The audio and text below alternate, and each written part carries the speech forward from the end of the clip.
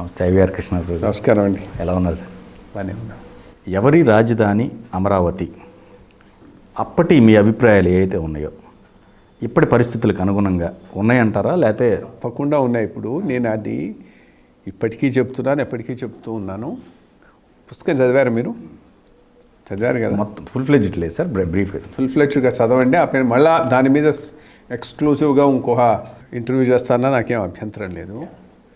Case అక్కడ ఒక అమరావతిని డిస్కస్ చేయలేదు, రాజధానిని డిస్కస్ చేసాం. దీర్ఘకాలంగా ఒక రాజధాని మనగలగాలి అంటే ఎట్లా ఉండాలి అనే దాని గురించి డిస్కస్ చేసాం. ఇప్పుడు అమరావతిలో వచ్చిన సమస్యలు ప్రపంచంలో చాలా చోట్ల వచ్చాయి, ఇక్కడ ఒక చోట వచ్చిందే కాదు.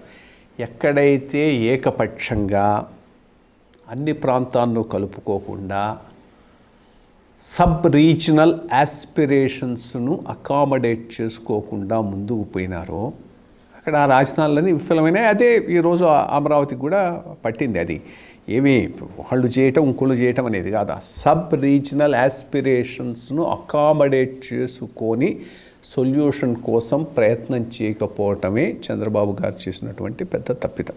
Point number 1. ఏదో ఒక ఉద్యమం వచ్చిందనో లేకపోతే 4 ఛానళ్ళలో టాక్ షోలో మాట్లాడుతున్నారనో ఇది సార్ట్అవుట్ అయ్యే ఇష్యూ కాదు. వన్ సైడెడ్గా ఒక వ్యూ ముందుకు తీసుకపోతే ఎప్పటికైనా ఇది సార్ట్అవుట్ కావాలని అంటే 2-3 ప్రాంతాల వాళ్ళు కూర్చొని గివ్ అండ్ టేక్, ఎప్పుడు అదే చెప్తూ ఉంటా, గివ్ అండ్ టేక్. ఓకే, ఇది ఇంతవరకు వచ్చింది కాబట్టి దీన్ని ఇక్కడ వదిలేద్దాం, సో మాకు ఇది ఇవ్వండి, మీకు ఇది ఇవ్వండి అని ఒక జెంటిల్మెన్స్ అగ్రిమెంట్. అది చాలా చాలా ఇంపార్టెంట్. జెంటిల్మెన్స్ అగ్రిమెంట్ లాగా ఒకటి వచ్చి బ్రాడర్ కాన్సెన్సస్ బిల్డప్ చేసి ఇష్యూను అడ్రస్ చేస్తే తప్పితే ఏదో ఈరోజు ఒక ఎజిటేషన్ ఇక్కడ జరుగుతుంది, ఇంకో ఎజిటేషన్ అక్కడ దానికి కౌంటర్గా జరుగుతుంది కాబట్టి ఇష్యూ సమసిపోతుంది అనుకోవడం చాలా పొరపాటు. కానీ ఒకటి సార్, దొనకొండ మీరు ఏదైతే నిర్ణయం, మీ అభిప్రాయాలు కావచ్చు, మీకు ఆ టైంలో మీరు తీసుకున్న నిర్ణయాలకి వ్యతిరేకించారనే బట్టే ఈ బుక్ రాశారేమో అనిపిస్తుందా? ఎలా చూడొచ్చు? కాదు, అది దొనకొండను వ్యతిరేకించడం అనేది అసలు Donakonda one of the options. Donakonda is not the. మీరు అప్పుడు మొత్తం ఆప్షన్లో, అవును, ఆప్షన్స్లో అది బ్రాడర్ ఇష్యూ. దొనకొండ కూడా ఎట్లా వచ్చిందంటే ఈ సబ్ రీజనల్ యాస్పిరేషన్స్ను అకామిడేట్ చేసుకోవటంలో as a point of reconciliation between Rayalaseema Andhra చూసుకుంటే ఒక నో మ్యాన్స్ ల్యాండ్. ఇది వీళ్ళకు బలమైన ప్రదేశమనో వాళ్లకు బలమైన ప్రదేశమనో అనుకునే అవకాశం లేకుండా అందరూ ఒప్పుకోవడానికి వీలుగా ఉండే ప్లేస్గానే దొనకొండ ఎమర్జ్ అయింది. కానీ దొనకొండే దానికి సొల్యూషన్ అని కాదు. దొనకొండ గవర్నమెంట్కి ఎక్కడైనా పెట్టుకొని ఉండొచ్చు. ఏదైనా కానీ రాయలసీమ, నార్త్ కోస్టల్ ఆంధ్ర ఇంట్రెస్ట్ను, అభిప్రాయాలను, వాటిని పరిగణలోకి తీసుకొని అకామిడేట్ చేసుకుంటూ సొల్యూషన్ ఇవ్వకపోవటం వల్లనే సమస్య రోజు ఇట్లా. కానీ అసెంబ్లీలో అందరూ ఏకీభవించారు కదండి ఈ విషయంలో.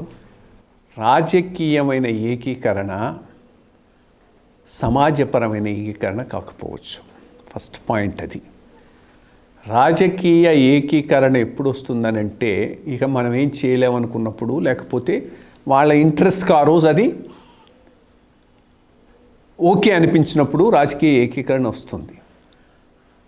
కానీ ఈరోజు రాయలసీమలో ఒక విషయం తీసుకోండి. 2019 ఎలక్షన్స్లో టీడీపీ రెండు సీట్లు తప్పితే ఇంకేం లేకుండా పోయింది కదా. దాంట్లో చాలా ఇంపార్టెంట్ రోల్ ఈ రాజధాని ఇష్యూ ప్లే చేసింది. ఇవన్నీ చాలా సబ్జ్యూడ్గా ఉంటాయి. నీకు ప్రతి చోట్ల అవుపించాల్సిన అవసరం లేదు, బట్ ఫీలింగ్స్ మాత్రం చాలా స్ట్రాంగ్గా ఉంటాయి.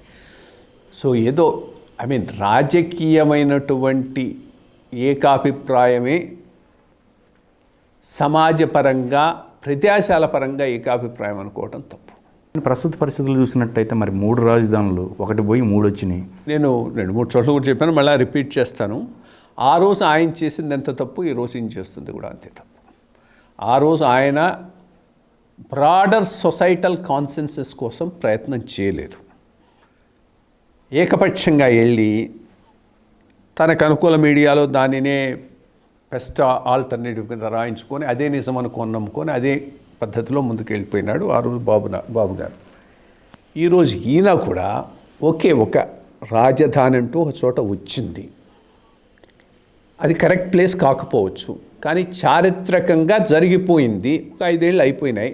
ఇక్కడ నుంచి దీనికి ఎటువంటి సొల్యూషన్ను తీసుకొస్తే అన్ని ప్రాంతాల అభిప్రాయాలకు కొంత అకామిడేట్ చేసుకుంటూ ట్యాకిల్ చేద్దామనే దాని మీద వైడర్ డిస్కషన్ మొదలెట్టి ఆ పైన ఒక అభిప్రాయానికి ఇంక్లూడింగ్ ఆ ఏరియా వాళ్ళను ఇచ్చిన రైతులను వీళ్ళను కూడా ఇన్వాల్వ్ చేసుకుంటూ పోయి ఉంటే దీనికి ఒక దీర్ఘకాలిక పరిష్కారం వచ్చి ఉండేది. ఈయన కూడా ఏకపక్షంగానే ఏదో ఒక కమిటీని వేసేసి ఆ కమిటీకి ముందే ఏమి నిర్ణయాన్ని చెప్పాలను చెప్పేసేసి దానికి అనుగుణంగా 3 రాజధానులు అంటే 3 రాజధానులు అసలు లేవు అక్కడ. 3 రాజధానులు అనేటటువంటిది ఇర్రెలవెంట్ కాన్సెప్ట్ నా దృష్టిలో. ఎందుకనంటే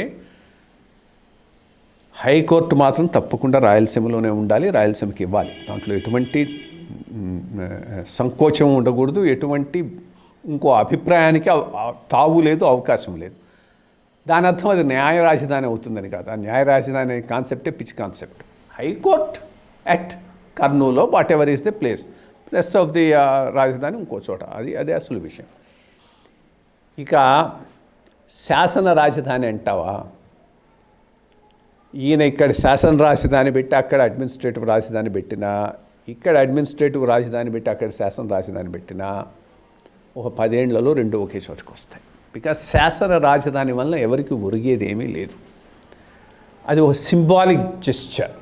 సింబాలిక్ జెస్చర్గా కూడా ఎప్పుడు అది సక్సెస్ అవుతుందంటే డిస్టెన్సెస్ ఎక్కువగా ఉంటే సక్సెస్ అవుతుంది. వైజాగ్కు విజయవాడకు అంత పెద్ద డిస్టెన్సెస్ ఏమీ లేవు. ఎవడో అనుకుంటాడు ఈ తలనొప్పి అంతా దీనికి 3 నెలల కోసం మళ్ళీ అంతా ఈ ప్రాంతానికి కానీ ఆ ప్రాంతానికి పోవడం 2 ఒకే చోటకి తెద్దామని అంటారు. పెద్దగా అబ్జెక్షన్ కూడా రాదు. కాబట్టి ఈ శాసన రాజధాని అనేటటువంటి కాన్సెప్టు అసలు ఇక్కడ లేదు అక్కడ లేదు, అది పెద్ద ఇష్యూ కాదు. సో ఎప్పటికైనా రాజధాని ఒకటే ఉంటుంది, హైకోర్టు మాత్రం రాయలసీమలో ఉండాలి. లేదా రాజధాని రాయలసీమలో ఉంటే హైకోర్టు ఆంధ్రాలో ఉండాలి. అదే కదా పెద్ద మనుషుల ఒప్పందం. ఆ రోజు గుంటూరుకు నీకు హైకోర్టు ఎట్లా వచ్చింది, అదే పాయింట్ మీద వచ్చింది. సో మనం ఇది తీసుకుంటున్నాం కాబట్టి అది వాళ్ళకి ఇవ్వాలనేటటువంటిది ఆ రోజు ఆలోచించుకొని చేయాల్సిన విషయం. చేయకుండా ఈరోజు మరి అది ఇష్యూ అయిందంటే కాకుండా ఎట్లా ఉంటుంది? తప్పకుండా అవుతుంది. అది ఇక్కడే కాదు, అన్ని చోట్ల అయింది. ఈ రకంగా ఏకపక్షంగా ప్రభుత్వాలు రాజధానులను నిర్ణయించిన ప్రతి ప్రాంతంలోనూ, పుస్తకంలో చాలా హిస్టారికల్ డేటా రాశాను, 5 ఏళ్లలోనూ 10 ఏళ్లలోనూ మళ్ళా అంటాం మొదటికి వచ్చింది. ఎందుకు మన పక్కనే భువనేశ్వర్ ఫైనల్గా రాజధానిగా సెటిల్ కావడానికి 10 ఏళ్ళు పట్టింది. అది భువనేశ్వర, కటక్, ఇంకో చోటన కోరాపుట్ట, చాలా డిస్కషన్ జరిగింది. సో ఇవి అంతా ఏకపక్షంగా మనకు బలం ఉంది కదా అని ఆయన చేసేది కాదు, ఈయన చేసేది కాదు. దీనికి కాస్త చర్చ కావాలి, నలుగురిని కలుపుకోవాలి. జెన్యూన్గా అది చాలా ఇంపార్టెంట్. జెన్యూన్గా అన్ని ప్రాంతాల వాళ్ళ ఇంట్రెస్ట్ను మేము అకామిడేట్ చేసుకుంటున్నాం, డీసెంట్రలైజేషన్ కట్టుబడి ఉన్నామనేటటువంటి ఆ మెసేజ్ పోవాలి. దానికి మనసా వాచ కట్టుబడి ఉండాలి హూ ఎవర్ ఇస్ ది రాజకీయ ఎస్టాబ్లిష్మెంట్. కాదు సార్, అభివృద్ధి వికేంద్రీకరణ జరగటం ఓకే, కానీ కార్యకలాపాల వికేంద్రీకరణ అవసరం ఏముంది? కార్యకలాపాల వికేంద్రీకరణ అంటే అసలు హెడ్స్ ఆఫ్ ది డిపార్ట్మెంట్స్ అన్నీ ఒక చోట ఉండాల్సిన అవసరం లేదు. ఫస్ట్ ఆఫ్ ఆల్ అక్కడి నుంచి మొదలెట్టవచ్చు. హెడ్స్ ఆఫ్ ది డిపార్ట్మెంట్కు సెక్రటేరియట్కు సంబంధం లేదు. హెడ్స్ ఆఫ్ ది డిపార్ట్మెంట్ రియల్గా డిసెంట్రలైజ్ అయిపోవాలి. ఎక్కడెక్కడ ఉన్నాయో డిఫరెంట్ ప్రాంతాలకు వెళ్ళిపోవాలి. సెక్రటేరియట్ మెయిన్ సెంటర్ అవుతున్నది దేనికి? క్యాపిటల్ అనేటటువంటి దానికి. వికేంద్రీకరణ ఒకటే, ఐ అగ్రీ, డెవలప్మెంటల్ వికేంద్రీకరణకు దీనికి సంబంధం లేదు. బట్ రాజధాని ఎక్కడ అనేటటువంటి డెసిషను అన్ని ప్రాంతాల వ్యూస్ను తీసుకున్న తర్వాత జరగాల్సిందే. అది జరిగేటప్పుడు తప్పకుండా డీసెంట్రలైజేషన్ ఇష్యూస్ దాంట్లో పార్ట్గా వస్తాయి. కానీ ఆ టైంలో ఎక్కడ కూడా వ్యతిరేకత కనిపించలేదు కదా. బిఫోర్ ఎలక్షన్ నివురు గప్పి నిప్పులాగా ఉంటుంది. ఓకే, వెంటనే నాకు రాజధాని ఇవ్వాలని చెప్పి ఒక పెద్ద ఎడ్యుటేషన్ ఒక చోట జరుగుతుంది, ఇంకో చోట జరుగుతుందని కాదు. బట్ మా ఇంట్రెస్ట్ని అకామిడేట్ చేయలేదు అనేటటువంటి ఫీలింగ్ స్ట్రాంగ్గా ఉంటుంది. అందుకనే చెప్పాను కదా, 2019లో తెలుగుదేశం రాయలసీమలో అంత పెద్ద ఎత్తున తుడిచిపెట్టుకొని పోవటానికి కారణం ఏంటంటే ఇంకేవి కావు, మోస్ట్ ఇంపార్టెంట్ రాజధాని మీద అక్కడ ఉన్నటువంటి సెంటిమెంట్. అమరావతి సెంటర్ పాయింట్ కదా సార్, అన్ని విధాలా చూసుకున్నా కానీ. ఇప్పుడు సెంటరు నాన్ సెంటర్ అనేది ఇష్యూ కాదు. ఢిల్లీ మనకు సెంటరా, బెంగళూరు కర్ణాటకకు సెంటరా, చెన్నై తమిళనాడుకు సెంటరా? సో సెంటర్ ఒక పాయింట్, అదే ఆ పాయింట్ కూడా కన్సిడరేషన్ తీసుకోవద్దని అంటం లేదు. బట్ ఆ పాయింట్ మీదనే రాజధాని ఇష్యూ డిసైడ్ కాదు. హిస్టారికల్గా రావచ్చు, మనం అందరం హైదరాబాద్ ఒప్పుకొని వచ్చామా లేదా, ఇది historical. Similarly Chennai is historical. ఉన్న దాన్ని అభివృద్ధి చేద్దాం. కొత్తది పెట్టేటప్పుడు తప్పకుండా సెంట్రల్ పాయింట్ను ఆలోచించటం అనేటటువంటి దాంట్లో తప్పు లేదు. బట్ అది ఒక్కటే డిసైడ్ చేయదు. దాంతోపాటు అక్కడనే నీకు నో మ్యాన్స్ ల్యాండ్, ఎవరికి దానివల్ల పెద్ద లాభం ఉండదు. అండ్ పెట్టేటప్పుడు ఎక్కడ పెట్టాలి అసలు, మీరు ఆ మాట అన్నారు కాబట్టి లెట్స్ డిస్కస్ దాట్. ఇది ఒక పెద్ద ప్రాజెక్ట్, ఇది క్యాపిటల్ సిటీ అనేది. అది గ్రోత్ స్పర్ చేస్తుంది. ఎక్కడ చేయాలి నువ్వు గ్రోత్? అండర్ డెవలప్డ్ ఏరియాలో చేయాలి. దొనకొండ లాంటి place it is one of the మొత్తం రాష్ట్రంలో లీస్ట్ డెవలప్డ్, ఈవెన్ రాయలసీమతో పోల్చి చూసుకున్నా కానీ లీస్ట్ డెవలప్డ్ ఏరియా అట్లాంటివి వస్తాయి. అటువంటి దాంట్లో నువ్వు ఇన్వెస్ట్ చేస్తే ఆ ఏరియాకు ఇదవుతుంది. ఆల్రెడీ డెవలప్ అయి ఉండి మంచి ఫెర్టైల్ ల్యాండ్లో తీసుకొచ్చి పెట్టాల్సిన అవసరం ఏమొచ్చింది అసలు ఆ రోజు? ఊరికే సెంటర్ అంటే అది కూడా ఈక్వల్ సెంటరే కదా. ఇప్పుడు సెంటర్ అనే దానికి నా కాన్సెప్ట్ టోటలీ డిఫరెంట్. ఏదైతే ఓవర్ నైట్ నువ్వు రీచ్ కాగలిగితే అది సెంటర్. ఇప్పుడు హైదరాబాద్ ఎంత కన్వీనియంట్గా ఫీల్ అయ్యారు ఆల్ ఆంధ్రా నుంచి, సెంటర్ కాదు ఇది, బట్ అందరూ కన్వీనియంట్గా ఎందుకు ఫీల్ అయినారు? ఎట్లా కనెక్ట్ చేసుకున్నావంటే అది ఓవర్ ఎ పీరియడ్ జరిగిపోయింది. నువ్వు శ్రీకాకుళం నుంచి కానీ, చిత్తూరు నుంచి కానీ, ఒంగోలు నుంచి కానీ, ఇంకో అనంతపూర్ నుంచి కానీ సాయంత్రం 7 8 బస్సు ఎక్కితే ఎర్లీ మార్నింగ్ 6కు హైదరాబాద్లో ఉండేవాడు. రోజంతా పనులు చూసుకొని మళ్ళీ రాత్రి బస్సు ఎక్కితే తెల్లవారేటప్పటికి ఇంటికి వెళ్ళిపోయేవాడు. అది సెంటర్ కాన్సెప్టు ట్రావెల్ను బట్టి ఉంటుంది. సో ఇదేదో సరిగ్గా లెంగ్త్ బ్రెడ్త్ చూసుకొని సెంటర్ పాయింట్లో మనం క్యాపిటల్ పెట్టాలనేటటువంటి ఆలోచన సరైన ఆలోచన కాదు. సార్ ఇంకో పాయింట్, అక్కడ వ్యతిరేకత పాయింట్ వైజ్గా చూసుకున్నట్టయితే ఒక కులాన్ని ప్రధానంగా తీసుకొని ఆ కులం వాళ్ళు ఎక్కువగా ఉండటం వల్ల మెయిన్ దానివల్ల వ్యతిరేకత అని చెప్పేసి కూడా ఇప్పుడు ఆ పాయింట్ మీద నేను అంతా మాట్లాడదలుచుకోలేదు. ఎందుకనంటే ఈ ఇష్యూస్ ఆ రోజు మాట్లాడినట్టు ఈరోజు ఎందుకు మాట్లాడలేదంటే టచ్ ఇష్యూస్. ఇప్పుడు ఈరోజు కొంతమంది రియల్గా సఫర్ అయినారు. ఇప్పుడు 30 మంది ఇన్వెస్టర్లు స్పెక్యులేటర్స్ ఉంటే ఒక 20 మంది జూనియర్ రైతులు కూడా ఉండొచ్చు. జూనియర్ రైతులు నష్టపోయిన మాట వాస్తవం, వాళ్ళ కడుపు మండుతూ ఉంటుంది. ఈరోజు నువ్వు ఆ యాంగిల్ను తీసుకొచ్చావు అంటే వాళ్ళు రియల్గా దానివల్ల నష్టపోయిన వాడికి చాలా ఎమోషన్ అవుతుంది. అందుకని ఈరోజు దాని గురించి నేను మాట్లాడదలుచుకోలేదు. డెఫినెట్గా ఆ యాంగిల్ ఉన్నది. ఈరోజు కూడా నేనేమి అది లేకుండా అది జరిగిందనేటటువంటి వాదనను నేను అంగీకరించను. ఆ యాంగిల్ చాలా ఉన్నది, ఆ యాంగిల్ వల్లనే నష్టపోయింది. ఆ యాంగిల్ చాలా ఇంపార్టెంట్ యాంగిల్ ఈ రోజున్న కన్సిడరేషన్లో. Because you are not in power, suffer అయినారు. దానిని మనం ఎక్కువ ఫోకస్ చేస్తే రియల్గా సఫర్ అయిన వాడు చాలా హర్ట్ అవుతాడు. అందుకని దాన్ని ఇగ్నోర్ చేసి ముందుకెళ్ళిపోతాడు. కానీ ఒక వర్గమేనా? ఇంకా అక్కడ చాలా వర్గాలు ఉన్నాయి కదండి. అన్నీ ఉన్నాయి, కానీ బలంగా ఎక్కువ లబ్ధి ఎవరు పొందారని అంటే తప్పకుండా ఈ వర్గం ఇంట్రెస్ట్ను ప్రమోట్ చేయటం కోసంగానే ఆ రోజు రాజధాని అక్కడ పెట్టారు అనే దాంట్లో ఎటువంటి సంశయము లేదు. అందరూ అదే అంటే కాదు, అందుకనే చెప్తూ ఉన్నాను. సో దాంట్లో ఆ వర్గంలో కూడా చాలా చిన్నవాళ్ళు ఉండొచ్చు, దట్స్ నాట్ ఎన్ ఇష్యూ. అందుకని ఈరోజు అది నష్టపోయిన వాడికి చాలా నష్టపోయినాడు. సో అందుకని అది టచ్ ఇష్యూ. సో ఆ రోజు అది డెఫినెట్గా ఇష్యూయే, ఈరోజు కూడా ఇష్యూయే. బట్ దాని గురించి మనం ఎక్కువ డిస్కస్ చేస్తే I mean it may not because really go well with those people. So let's leave it at that.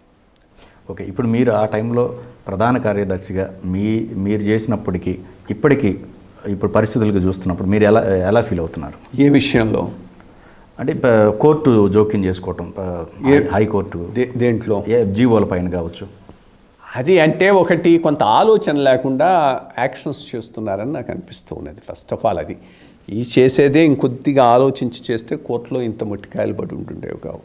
అది కొంత అనాలోచితమైనటువంటి చర్యలు జరుగుతూ ఉన్నాయనేటటువంటి ఫీలింగ్ ఒకటి అయితే తప్పకుండా ఉన్నది.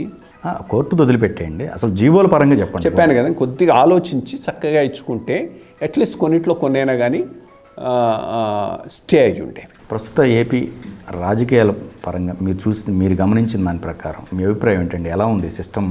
ఎందుకంటే బైఫర్కేషన్ తర్వాత ప్రజలకి అంటే ఒక రాజధాని కావచ్చు, లేకపోతే అభివృద్ధి కావచ్చు, ఈ కోరుకోవటంలో తప్పు లేదు, ముఖ్యంగా ఆంధ్రప్రదేశ్లో ఉన్న ప్రజలందరూ.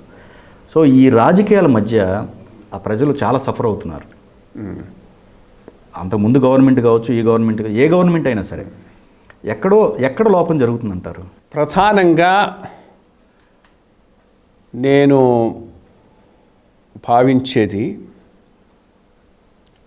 ఈ కులపరమైన, కుటుంబపరమైన రాజకీయాలు ఆంధ్రప్రదేశ్ రాష్ట్రాన్ని చాలా దెబ్బతీస్తున్నాయి. దీనికి తోడు ఈ కుటుంబపరమైన రాజకీయాలతో అలైన్ అయినటువంటి మీడియా చేస్తున్నటువంటి హంగామా ప్రజలకు వాస్తవాలు తెలియకుండా చాలా వరకు చేస్తున్నది. అందుకనే ఇంత డిస్కషన్స్ ఫ్యామిలీస్ గురించి అవసరమా? ఫస్ట్ ఆఫ్ ఆల్ ఏంటి ఫ్యామిలీస్? ఏమైనా స్వాతంత్ర సమర యోధుల, దేశం కోసం ఏమైనా త్యాగాలు చేసి పైకి వచ్చిన వాళ్ళ? ఏమీ లేదు రెండు ఫ్యామిలీస్లో. మొత్తం రాజకీయాలంతా ఫ్యామిలీసు వీళ్ళని ఈ మాట అన్నారు, వాళ్ళని ఆ మాట అన్నారు కాబట్టి ప్రజలంతా దాని గురించి ఇదైపోవాలన్న స్థాయిలో అది తీసుకుపోవటం, మీడియా అంత ఇంపార్టెన్స్ ఇవ్వటం, ఇది ఒక రకంగా మనకు పెద్ద శాపమనే నేను అనుకుంటున్నాను. ఈ ప్రాంతీయ కుటుంబ కుల పార్టీల ఉచ్చు నుంచి బయటపడిన నాడే ఈ రాష్ట్రానికి మోక్షం. ఇది ఇట్లా జరిగినంత కాలం ఇది ఇట్లాగే జరుగుతుంది. దాంట్లో ఇంకోటి వచ్చింది, చాలా వ్యక్తిగత వైషమ్యాలు రాజకీయంలోకి వచ్చాయి. ఇప్పుడు అంతకుముందు ఆఫ్కోర్స్ కాంగ్రెస్ ఉన్నంతవరకు ఇష్యూ లేదు. తెలుగుదేశం వచ్చిన తర్వాత కూడా ఒక లెవెల్లో ఆపేసేవాళ్ళు, అక్కడి నుంచి పోయేవాళ్ళు కాదు. బట్ జగన్మోహన్ రెడ్డి గారు జైలుకు పోయి వచ్చినప్పటి నుంచి ఒక లెవెల్లో ఎవరు ఆపటం లేదు, ఇటు ఆపటం లేదు, అటు ఆపటం లేదు. సో ఏదైనా కక్ష సాధింపు కానీ, పర్సనల్ అటాక్స్ కానీ, వాటికి ఎటువంటి ఇది లేకుండా పోయింది. అండ్ మీడియా చాలా ప్లే చేస్తున్నది దీంట్లో రోలు.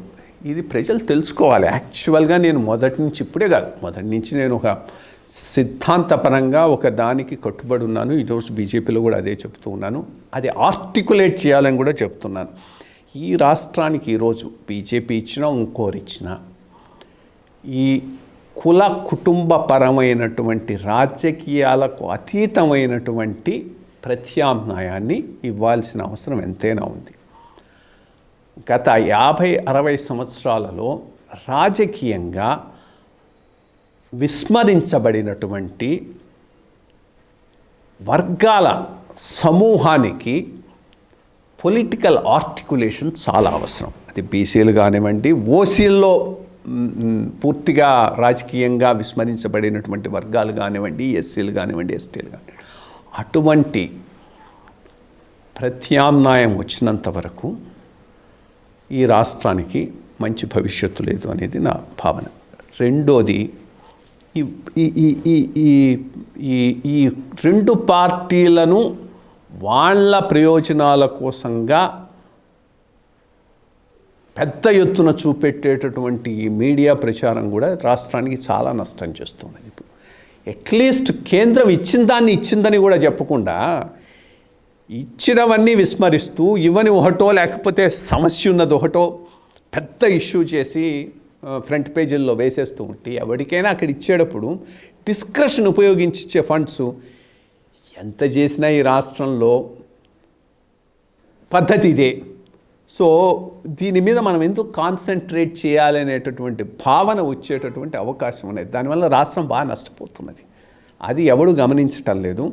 ఎంతసేపటికి బురద చల్లటం, ఈ రెండు వర్గాలు కలిసి వాళ్ళని కొట్టుకోవటం, మిగిలిన వాళ్ళంతా వీళ్ళ సరిగ్గా రెండు వర్గాలుగా చీలిపోవటం అనేది రాష్ట్రానికి చాలా చాలా నష్టం అవుతుంది. మీరు అన్నట్టు వ్యక్తిగత దూషణ అనేది చాలా ఈ మధ్య కాలంలో చాలా ఎక్కువగా జరుగుతుంది సార్. ఇప్పుడు మరి ప్రజానాయకులే ఆ విధంగా చేయటం వల్ల రేపు భావితరాలకు కావచ్చు, లేకపోతే రాజకీయ పరంగా కావచ్చు, ఒక కలుషిత వాతావరణం ఏర్పడి దీనికి ఒక నియంత్రణ అనేది ఉండాల్సిన అవసరం ఉందిగా. ఉంది, మరి ఎవరు చేయాలి? ఇప్పుడు పాలకులే, వాళ్ళు రాజకీయాలే కదా పాలించేది. సో రాజకీయాలే పాలిస్తూ ఉన్నప్పుడు వాళ్ళను నియంత్రించేది ఎవరు? చేస్తే ఇంక కోర్టులు చేయాలి. కోర్టు పోతే ఉన్న సెక్షన్స్ని బట్టి పోతాడు. సిఆర్పిసిలో ఇట్లా దూషించటం అనేది బేబుల్ అఫెన్స్ అంటే వాడిని అరెస్ట్ కూడా చేయరు. సో ఎవరు నియంత్రించాలి? నియంత్రించే వాళ్ళే నియంత్రణను తప్పుతూ ఉంటే ఇంకా నియంత్రించేవాడు ఎవడు? వాళ్ళని లేకపోతే సభ్య సమాజం నియంత్రించాలి. సభ్య సమాజం అంటే మీడియా నియంత్రించాలి. మీడియా దాన్ని ఇంకా కాస్త ఎత్తేసి పోస్తూ ఉంది కదా. అట్లాంటి వాళ్ళని దాన్ని అక్కడ కూర్చోబెట్టి ఒకడినోడు తిట్టుకుంటూ ఉంటే అది చూపెట్టి ఇది చేసుకుంటూ ఉన్నారు కదా. ఒక సీనియర్ రిటైర్డ్ ఐఏఎస్ ఆఫీసర్గా ప్రస్తుతం ఐఏఎస్ ఆఫీసర్ల పనితీరు ఎలా ఉందని మీరు భావిస్తున్నారండి? అంటే ఒకటి ఎప్పుడు కూడా పనితీరు మేము జాయిన్ అయినప్పుడు ఉన్న సీనియర్స్ని అడిగితే అబ్బా మా టైంలో అని మొదలెడతారు. మా జూనియర్స్కు మేము అబ్బా మా టైంలో అని చెప్తాం. వీళ్ళు నెక్స్ట్ వాళ్ళకి అట్లాగే చెప్తారు. సో ఇది సెక్యులర్ ట్రెండ్ ఆఫ్ డీజనరేషన్ అనేది దాన్ని ఎవరు కాదనలేరు. అది దాంట్లో ఏమీ ఇది లేదు. తప్పకుండా పొలిటికల్ ఎనైల్మెంట్ ఈ ప్రభుత్వంలో చాలా ఎక్కువైందనే దాంట్లో ఎటువంటి సంశయము లేదు. ఆఫీసర్లు మరి అంతకుముందు కూడా ఉంది, అంతకుముందు లేదు, ఇప్పుడు సడన్గా వచ్చిందని నేనేం అంటాను లేదు. బట్ ఆ డీజనరేషన్ మాత్రం ఇప్పుడు చాలా ఫాస్ట్గా ర్యాంపెంట్గా ఏకపక్షంగా జరుగుతున్నాయి. పాలకులకి అణిగిబణిగి ఉండాల్సిన అవసరమే ఉంది సార్, అడ్మినిస్ట్రేటర్స్. సరే, దానికి అది మచ్ బిగ్గర్ క్వశ్చన్. అది నీ ఇండివిజువల్ యాటిట్యూడ్ని బట్టి ఉంటుంది, నీ అప్బ్రింగింగ్ని బట్టి ఉంటుంది, నీ వాల్యూ సిస్టమ్ని బట్టి ఉంటుంది. సో దీంట్లో కూడా అందరూ దానికి అనుకూలంగా పోతున్నారని కాదు. అనుకూలంగా పోని వాళ్ళని సైడ్ లైన్ చేసేస్తున్నారు. వాళ్ళు ఉంటారు ఎక్కడనో, బట్ లైమ్ లైట్లోకి రారు. అనుకూలంగా ఇట్లా చేసేవాళ్ళే లైమ్ లైట్లో ఉంటారు, వాళ్ళ చేత పనులు చేయించుకుంటూ ఉన్నారు. సో అదేమీ మొత్తం సిస్టమ్ అంతా చెడిపోయి అందరూ వెధవలైనారని కాదు. ఉన్నారు, మంచి వాళ్ళు ఉన్నారు, బట్ వీళ్ళు చెప్పే పనులు చేయరు కాబట్టి పక్కన పడేస్తారు. మన మధ్య రీసెంట్గా జాయింట్ కలెక్టర్ గారు ఒక ఆయన బొత్స సత్యనారాయణ గారిది పాదాభావం చేయటం ఉంది. అది కొంచెం సోషల్ మీడియా అక్కడ జరిగింది, ఇక్కడ జరిగింది, తెలంగాణలో జరిగింది. అవునవును, తెలంగాణలో జరిగింది. వాటి అది మాట అంటే ఇంకోటి కూడా అనుకున్నాను, నాకు గుర్తుకొచ్చింది. ఇతను పబ్లిక్గా కాళ్ళు పట్టుకున్నాడు. ప్రైవేట్గా పట్టుకునే వాళ్ళు చాలామంది ఉన్నారు. ఓకే. ప్రైవేట్గా కాళ్ళు పట్టుకొని పబ్లిక్గా వచ్చి గప్పాలు చెప్పేవాళ్ళు కూడా సర్వీస్లో చాలామంది ఉన్నారు. వాడు పబ్లిక్ దృష్టికి రాడంతే. ఈయన పబ్లిక్గా పట్టుకున్నాడు. చాలా దురదృష్టకరమైనటువంటి సంఘటన. ఎందుకు చేశాడు, అవసరం ఏముందో. హిందూ దేవాలయాలపైన దాడిని ఎలా చూస్తారు సార్ మీరు? హిందూ దేవాలయాలపైన దాడి ఈరోజు కాదు, 1987లో ఎన్టీ రామారావు మొదలెట్టాడు. అది చాలా క్లారిటీ ఉండాలి. హిందూ దేవాలయాల మీద దాడి అంటూ ఏదైనా జరిగి ఉంటే 1987లో ఎన్టీ రామారావు గారి టైంలో జరిగింది. మొత్తం ఎండోమెంట్స్ యాక్ట్నే మార్చేశాడు. అనువంశిక ధర్మకర్తలను తీసేశాడు. చిన్న చిన్న అర్చకుల కడుపు కొట్టాడు. ఒక మాటలో చెప్పాలంటే కడుపు కొట్టాడు. ఏదో ఆ చిన్న టెంపుల్లో ఉండి దాని మీద వచ్చేటటువంటి హారతి వాటి మీద బతికేటటువంటి వాళ్ళను ఆయనకి ఏముందో ఏమో కానీ మొత్తం మీద చేసింది మాత్రం వాస్తవం. చేసి దానికి ఏమైనా ప్రత్యామ్నాయాన్ని అక్కడ పెట్టాడంటే ఏమీ లేదు. ఆ రోజు నుంచి దేవాలయాలు పూర్తిగా ధ్వంసం కావటం మొదలెట్టింది. కొంత దాంట్లో ఏదైనా గుడ్డిలో మెల్ల రాజకీయమైనటువంటి లబ్ధి కోసమైనా కానీ దానిని కొంతవరకు సరి చేశాడంటే ఏ మాటకు ఆ మాట చెప్పాలి, రాజశేఖర రెడ్డి చేశాడు. చంద్రబాబు నాయుడు గారు మళ్ళా తిరిగి వచ్చిన తర్వాత దానిని పూర్తిగా సవ్యంగా మార్చి వ్యవస్థను గాడిలో పెట్టి ఇప్పుడు ఇక్కడ ఏమీ అక్కడ కేవలం అర్చకులుగా ఒక కమ్యూనిటీ వాళ్ళు ఉండాలి ఇది అనేది కాదు. ఎవడున్నా వాడికి ఆర్థికంగా సరైనటువంటి పరిస్థితి ఉండాలి.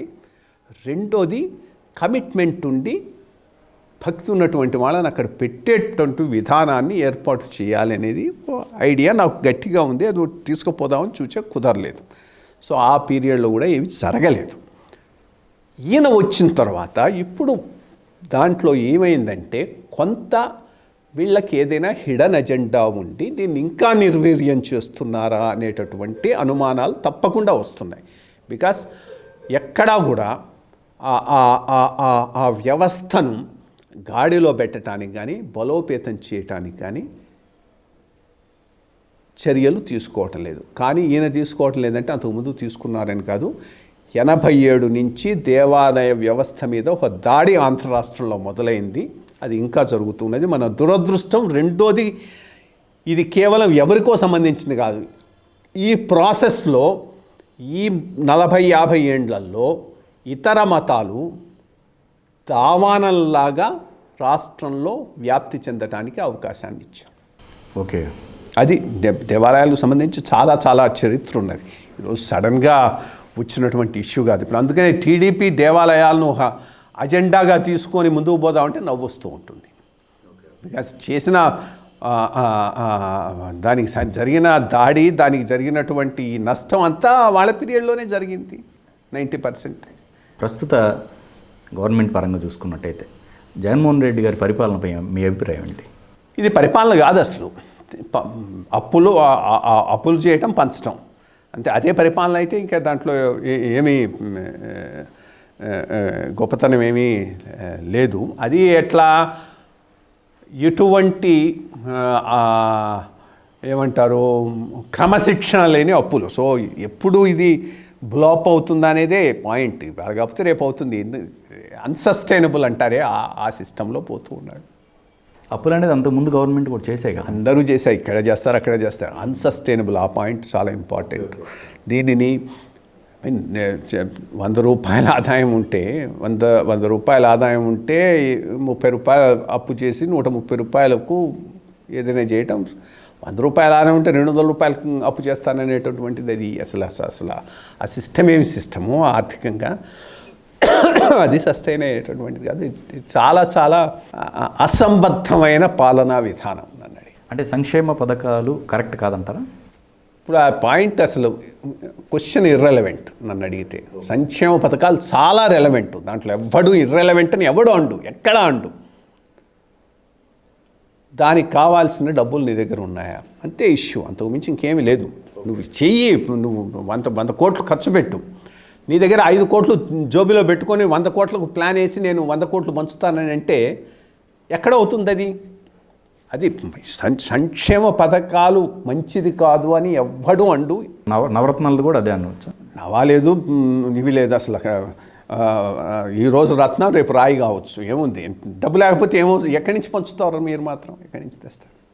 ఎనివే రత్నం అయితే మొదట్లోనే పోయింది. మద్యపాన నిషేధం, అది దాని గురించి ఎవడు మాట్లాడటం లేదు. మిగిలిన రత్నాలు ఒక్కోటి 2 రకాలుగా జరుగుతాయి. ఒకటి ఏదర్ స్కీమ్ అయినా ఆపేయాలి, స్కీముకు కండిషన్స్ను బాగా స్ట్రిక్ట్ చేసి నెంబర్ ఆఫ్ అప్లికేషన్స్ను తగ్గించవచ్చు. అది కూడా పాసిబిలిటీ. అది అయినప్పుడు కూడా ప్రజల నుంచి రివోల్ట్ వస్తుంది. పాలనా పరంగా చూసుకున్నట్టయితే అంటే రివర్స్ టెండరింగ్ కావచ్చు, తర్వాత శాసనమండలి రద్దు అన్నారు, తర్వాత మళ్ళీ ఇది ఇట్లాంటివి. అంటే శాసనమండలి రద్దు అనేటటువంటి ప్యూర్లీ పొలిటికల్. ఆ రోజు తనకు మెజారిటీ లేదు, రద్దు అన్నాడు. ఈరోజు మెజారిటీ వస్తున్నది, వద్దంటున్నాడు. సో అది రివర్స్ టెండరింగ్ మరి చేయటం మంచిది. రివర్స్ టెండరింగ్ రాంగ్ అని ఎవరు అనలేదు. ఎంత వచ్చిందో చెప్పమానండి, అది కదా మోర్ ఇంపార్టెంట్. దానివల్ల ఎంత లాభం వచ్చింది. ఇప్పుడు చేసిన టెండరింగ్ ప్రాసెస్ ట్రాన్స్పరెంట్గా జరిగిందా? Most important. ట్రాన్స్పరెంట్గా నీకు ఖర్చు తగ్గి సరైన వాడికి టెండర్ పోయి ఉంటే అది ఒక విషయం. రివర్స్ టెండర్లో మళ్ళీ మన క్రోనీస్కే ఇచ్చే పరిస్థితి అయితే ఆ టెండరింగ్ అయినా రివర్స్ టెండరింగ్ అయినా కానీ రిజల్ట్ ఒకటిగానే ఉంటుంది.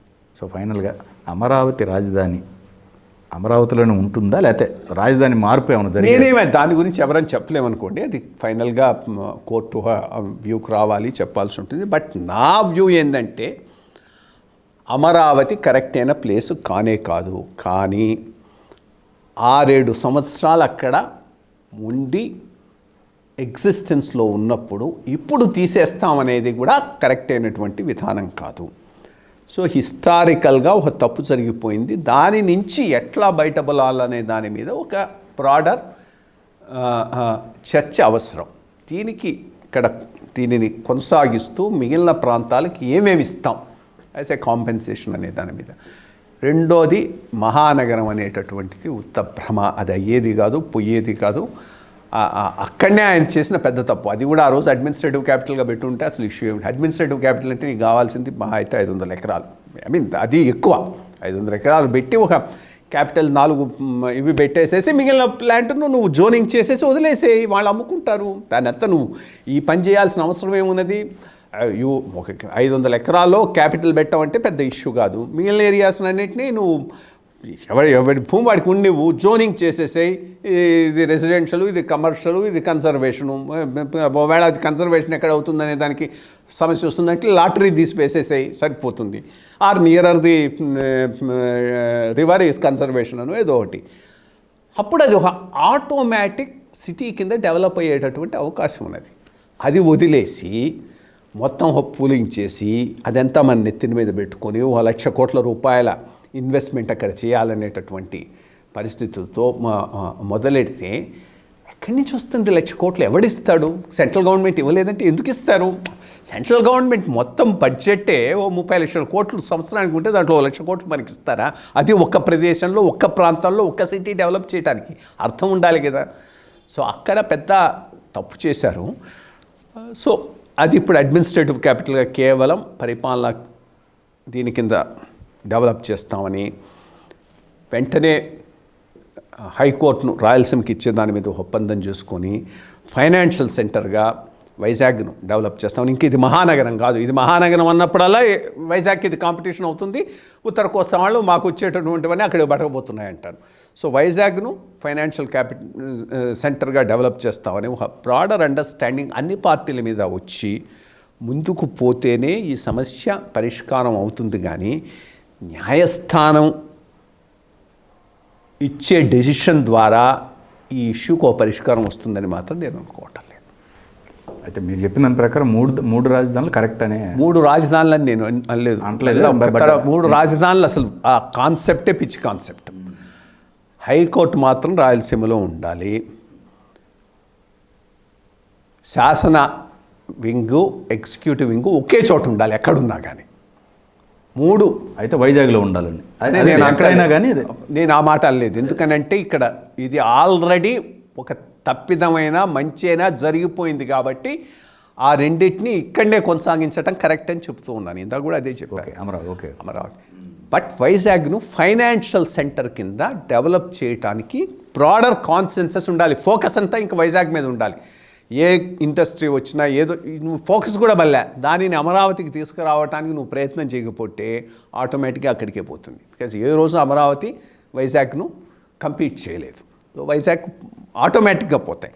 సో అది వదిలేయండి, ఆ ప్రాసెస్ నార్మల్గా పోనివ్వండి. సో దట్ ఉత్తరాంధ్ర ఆల్సో మాకు కొంత డెవలప్మెంట్ ఇక్కడ జరుగుతుందనేటటువంటి ఫీలింగ్ వస్తుంది. అండ్ వైజాగ్ రియల్గా కూడా మన రాష్ట్రంలో ఏదైనా ఒక పట్టణం ఒక పెద్ద గ్రోత్ సెంటర్గా హైదరాబాదు, బాంబే ఆ స్థాయిలో ఎదగగలిగినటువంటి సెంటర్ ఉందంటే అది వైజాగే. దాంట్లో ఏమి 2 ఒపీనియన్స్ లేవు. Okay, thank you so much sir. నమస్కారం.